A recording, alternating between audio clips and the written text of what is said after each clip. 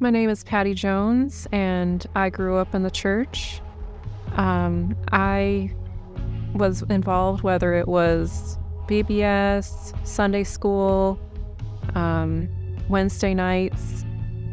I later on was involved in student ministries and led home groups. I really never had a negative church experience, but I remember wondering whether I was going to heaven or not. So throughout my life, I would ask Jesus into my heart over and over again. Anytime a pastor did an altar call, I would repeat the prayer again because I wasn't sure whether I was going to heaven or not. I can remember one Easter Sunday that the pastor showed clips of the Passion of the Christ, and just seeing what he did for me on that cross really gripped me. Just knowing what he did, what he paid for my sins, really meant everything to me. I saw what Christ really did for me on the cross. I saw all of that.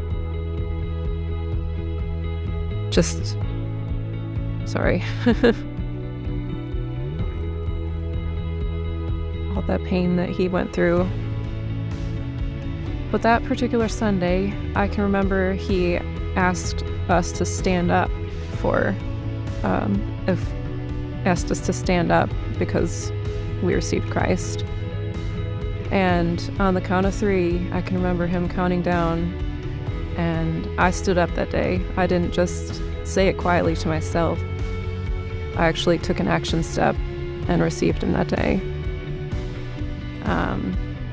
And now there's a verse that I cling to that really helps me to discontinue saying the salvation prayer.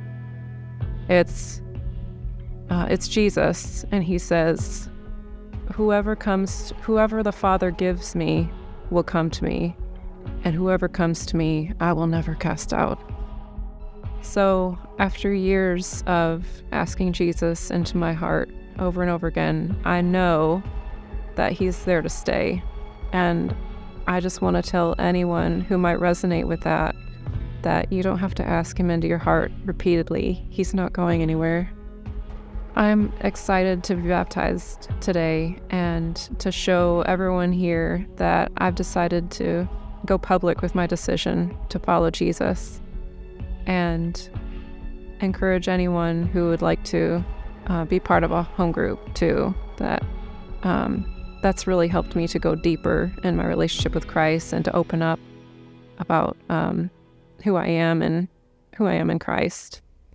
So this is Patty. We were talking baptism earlier, and I watched multiple times as her eyes just welled up with tears for the celebration of what this is and who Jesus is. And it's such a privilege for me to stand in these waters with you, and to be a part of you acknowledging that you are a daughter of the living God. And you get to live out of that reality.